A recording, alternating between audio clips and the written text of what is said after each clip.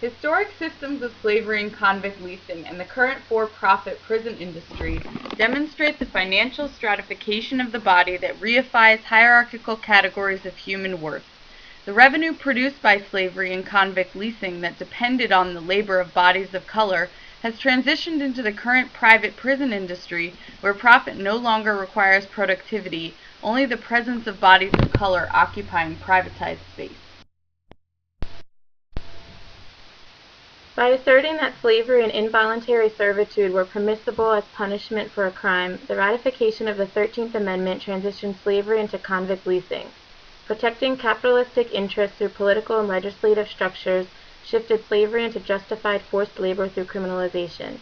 The continued use of slave labor during Reconstruction established the U.S. as a global economic powerhouse and set into motion what we currently refer to as the prison industrial complex. Hundreds of thousands of black people were basically sold into slavery.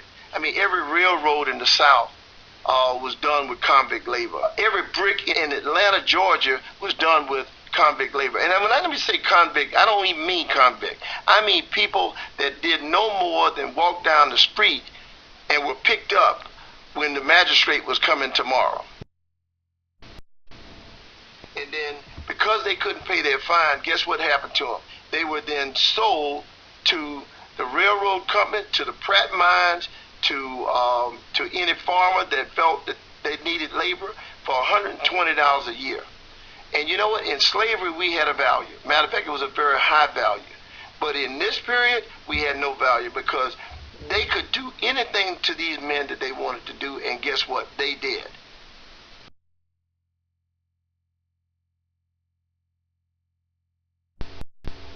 Convict leasing was a viable system of economic development for Southern states. In 1898, 73% of Alabama's revenue came from convict leasing. Convict leasing also economically disenfranchised low-wage workers.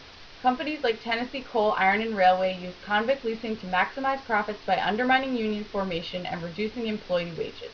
These practices are preliminary examples of the corporate maintenance of inequality by reducing operating expenses to increase net income and executive salaries. While economic advancement during slavery and convict leasing was directly linked to productivity, globalized outsourcing of low-wage labor and its impact on production in the U.S. transformed the prison industry to rely on general occupancy rather than labor to produce profit. According to Marx, capitalism not only creates the circumstance for crime, but also the necessity for industry surrounding the criminal. Thus, even when the criminal is not integral to economic development through labor, the presence of the criminal remains integral to the professionals and the corporations profiting from the industry of crime. Similar to convict leasing, for-profit prisons engage in public-private partnerships with state and federal governments to manage incarcerated persons in a public facility or a privately constructed prison. Private prisons generally charge a per diem rate for each person incarcerated to cover operating costs, investments, and yield a profit. In 2011, Correction Corporation of America, or CCA, the largest for-profit prison company in the U.S., reported net assets of over $1.4 billion and net cash provided by operating activities of over $351 million. CCA is currently implementing an initiative to reduce operating expenses that impacts non-management employees. The top 5 CCA executive salaries equal 24.6% of total expenses on salary and wages for nearly 17,000 non-management employees. Only 4.3% of CCA staff is represented by labor unions, and CCA stated that they provide a cost-effective alternative for governments to avoid long-term pension obligations. In 2010, CCA spent $4.1 million on bonuses in lieu of wage increases, which amounted to $241 per person. Due to CCA's low investment in their employees, some prisons saw a staff turnover rate as high as 90% in a year. High turnover rate, insufficient training, and staffing of facilities contribute to inadequate services and protection for inmates.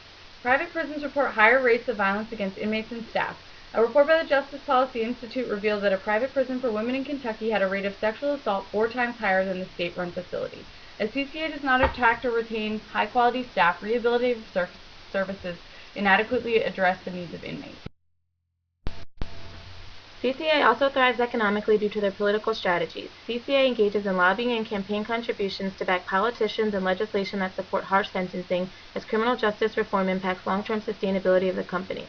By hiring former legislators and correction officials as executive staff, CCA has allies to influence policies that benefit their capitalistic interests. CCA has consistently spent at least $1 million a year on federal lobbying since 2003, the success of which is evident through guaranteed occupancy contracts with state and federal governments. State and federal contracts with private prisons often include a clause for guaranteed occupancy, typically between 50 and 90%.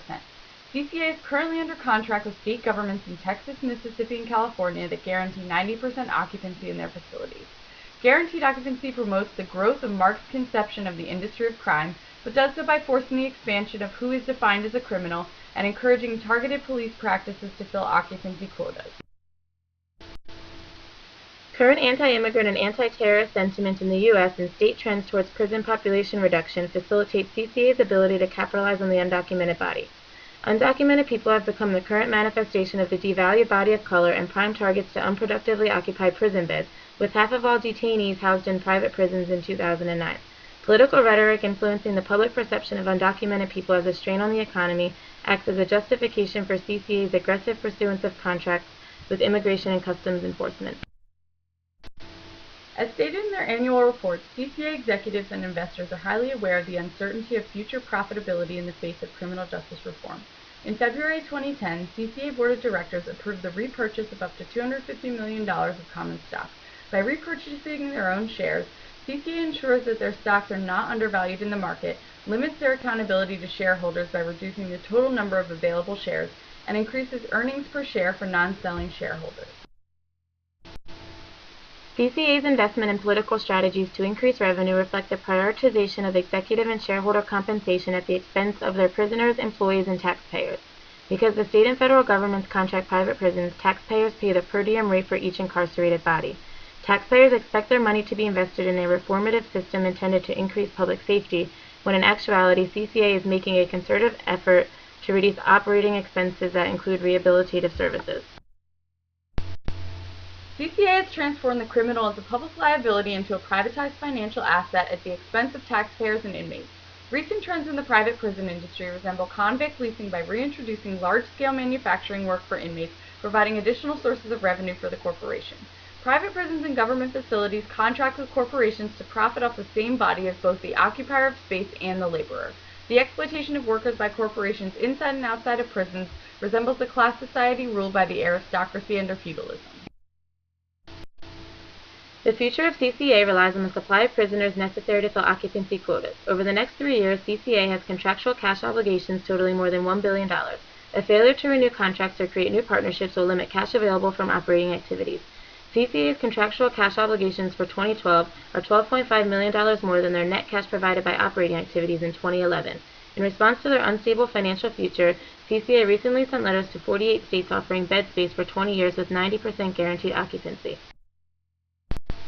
Although the continuation of the private prison industry seems inevitable, a united front of concerned individuals can impact this industry's ability to generate profit. Conscious consumerism, informed voting and investing, and supporting the rights of low-wage workers are approaches to activism toward prison divestment and abolition. Capitalistic self-interest cannot be used as a method of resisting corporate control over the means of production.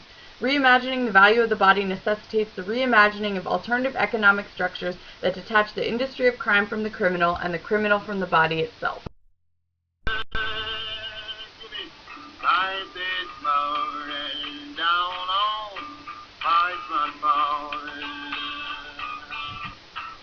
Give me life, yeah.